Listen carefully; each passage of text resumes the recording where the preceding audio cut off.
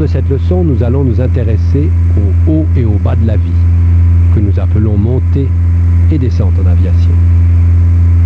Au cours de cette leçon, nous allons en apprendre plus sur la relation entre l'assiette en tangage et la puissance et comment vous pouvez utiliser ces deux aspects pour faire monter ou descendre l'avion. Nous allons aussi en apprendre un peu plus sur les volets et comment les utiliser. Comme toujours, s'agissant d'un simulateur, nous utiliserons l'indicateur d'assiette comme principal instrument de référence. Observez-le donc pour voir ce qu'il vous indique. Il indique que notre altitude de vol est en ligne droite et en palier. Un rapide coup d'œil aux autres instruments nous le confirmera.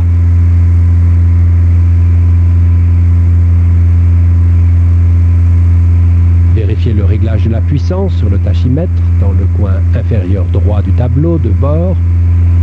Il indique que votre réglage de puissance actuelle est de l'ordre de 2400 tours minute. Faire monter un avion comporte 3 étapes. Nous commençons tout d'abord par établir l'assiette en tangage requise. Dans cet avion, cela correspond à un cabrage du nez d'environ 1, 2, 1,5 degré. Ensuite, nous appliquons de la puissance. Nous poussons sur la manette des gaz. Pour terminer, nous compensons l'appareil. Chaque fois que nous voulons faire monter l'appareil, nous devons toujours respecter la séquence suivante. Nous commençons par modifier l'assiette, puis la puissance et en dernier la compensation. Pensez-y comme à une mantra et la force sera avec vous. Regardez-moi. Je vais vous montrer une montée à 6000 pieds maintenant.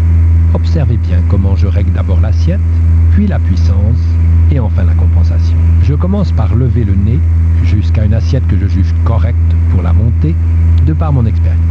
Dans ce cas, elle correspond approximativement à 10 degrés de cabré. Je pousse à fond sur la manette des gaz parce que sur la plupart des petits avions, la montée s'effectue toujours à pleine puissance. Lorsque le nez se cabre, la vitesse R commence à décroître. Lorsque l'altitude sélectionnée me donne une vitesse de 7,5 nœuds, j'applique à l'appareil à cette compensation en cabré pour le conserver dans cette assiette en tangage. Et c'est tout. Pas d'esbrouf, pas d'écran de fumée. Par ailleurs, ce vol est non fumeur.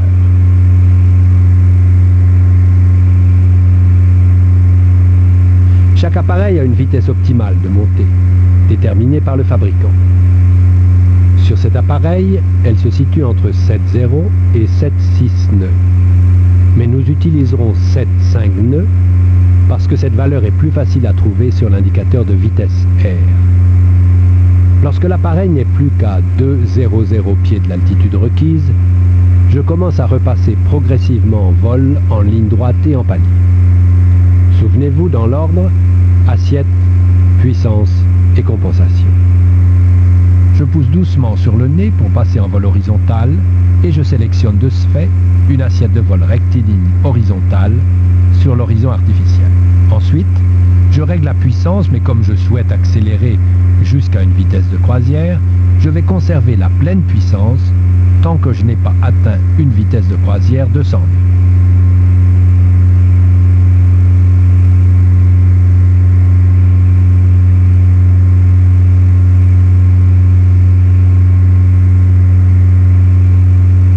Lorsque j'atteins cette vitesse, je réduis le régime à 2400 tours minute. Enfin, je compense l'appareil pour me faciliter le travail. Ok. Maintenant que vous avez vu comment procéder, c'est à vous, maestro. Vous allez vous exercer à monter. Comme je suis votre instructeur, je vais vous aider un peu en contrôlant l'inclinaison. Il ne vous reste plus qu'à vous occuper de la montée. Ok. Vous avez les commandes.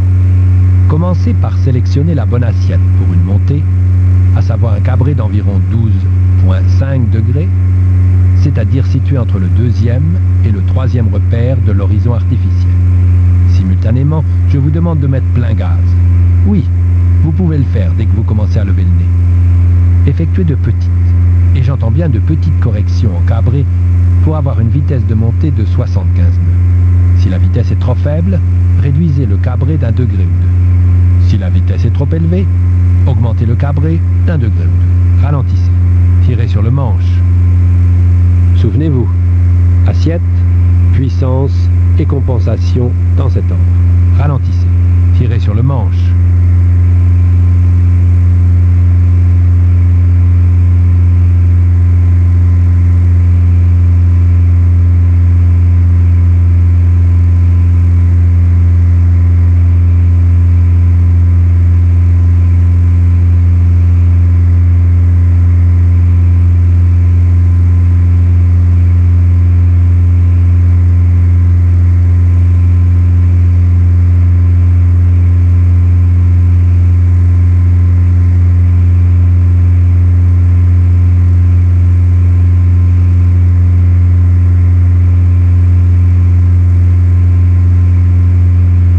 Encore les gaz.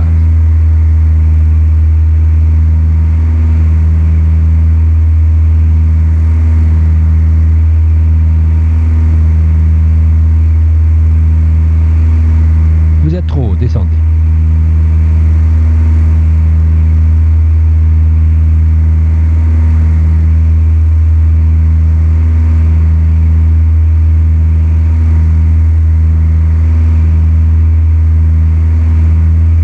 Excellent travail. Donnez-moi les commandes un instant, et maintenant une altitude de 5000 pieds, pendant que je vous parle un peu de la descente. Une descente est légèrement différente d'une montée. Lorsque nous sélectionnons une assiette en piqué, nous réduisons simultanément la puissance. Souvenez-vous, lorsque nous réduisons la puissance, nous n'avons d'autre choix que de descendre. C'est pourquoi aucun planeur n'est jamais cloué dans le ciel. Nous pouvons toutefois choisir à quelle vitesse nous désirons descendre. Nous effectuerons toutes nos descentes à 9,0 nœuds. Bien sûr, nous utilisons toujours le compensateur pour faciliter le pilotage de l'appareil. Si nous le désirons, nous pouvons ajuster notre vitesse verticale de descente au moyen de la puissance. Mais dans le cas de ce que nous faisons, nous effectuerons toutes nos descentes en réduisant les gaz à fond jusqu'au régime de ralenti. Ne vous inquiétez pas, le moteur ne va pas s'arrêter lorsque nous faisons cela.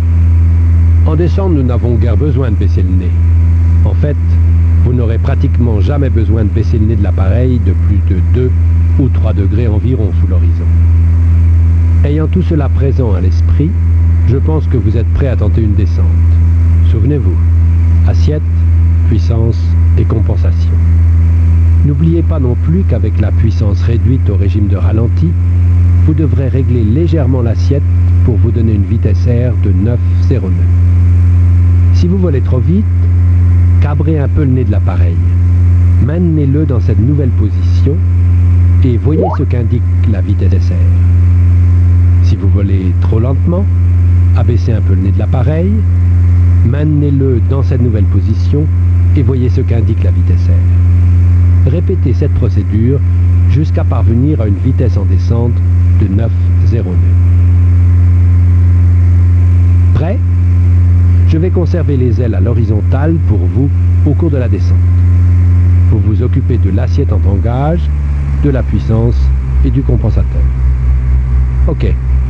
Réduisez les gaz jusqu'au régime de ralenti et descendez à 9,0 nœuds jusqu'à 4,000 pieds.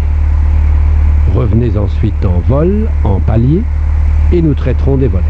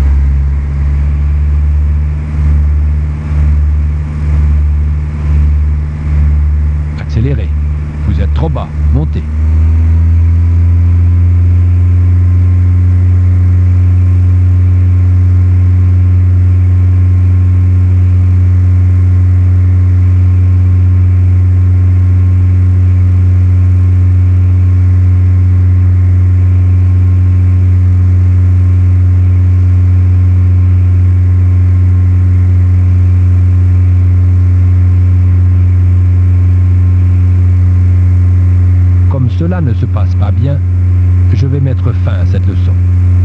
À mon avis, vous devriez la recommencer pour vous entraîner un peu plus à ces pratiques essentielles du pilotage.